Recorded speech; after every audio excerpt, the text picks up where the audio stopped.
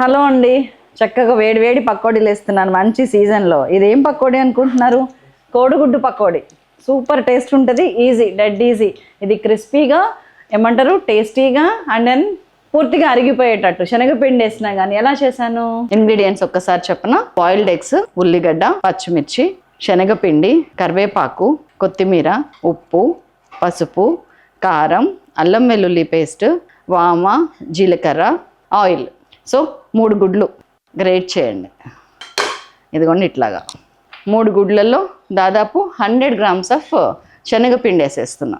And దీనిలోకి ఉల్లిగడ్డ, medium size onions, పచ్చిమిరపకాయలు, సన్నగా తరిగిన పచ్చిమిరపకాయలు ఒక 4-5, కరివేపాకు కూడా అంది, సన్నగా తరిగిన కరివేపాకు. వీటన్నిటి ఫ్లేవరే టేస్టీగా ఉంటుంది.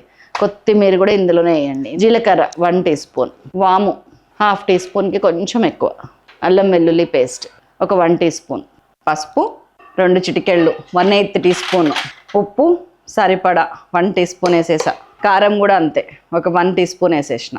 అన్నీ కలిపి కొంచెం వాటర్ యాడ్ చేస్తున్నాను. సరిపడా వాటరు, లూజ్ రావద్దు పిండి, ఇట్లా గట్టిగానే ఉండాలి. ఇదిగోండి మొత్తం అన్నీ కలిపిన తర్వాత బియ్యం పిండి ఒక 2 tablespoons వేయండి. బియ్యం పిండి వేసుకుంటే మనకి నూనె పీల్చకుండా ఉంటుంది, పకోడీలు ఇంకా క్రిస్పీగా వస్తాయి మనకి. అయిపోయిందండి, పకోడీలు వేసేద్దాం పట్టండి. ఆయిల్ మంచిగా కాగిందండి. ఇదిగోండి కొంచెం చిన్న పకోడీ. ఉండలు వేయకండి, సరిగ్గా ఉడకవు. ఇట్లాగా చెక్కలాగా అడ్డదిడ్డంగా వేస్తేనే మీకు కరకరలాడతాయి.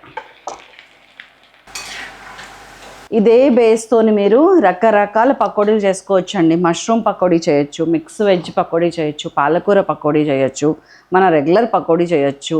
అండ్ ఈ పకోడీలతోని పులుసులు కూడా చేసుకోవచ్చు. ఇంకోండి ఎర్రగా వేగినాయా లేదా చూసుకోండి. నేను వేగినట్టు తీస్తున్నా. తీసేటప్పుడు కూడానండి కింద ఒక గిన్నె పెట్టుకొని ఇట్లా జల్లి గిన్నెలో వేసి పెట్టుకున్నారనుకోండి, ఆయిల్ ఏమన్నా ఉన్నా గిన్నెలో పడిపోతుంది. ఇదిగోండి మన కరకరలాడే పకోడీ. దట్స్ ఆల్ అండి. మీరు చేసేయండి, నాకు ఎలా ఉందో చెప్పండి.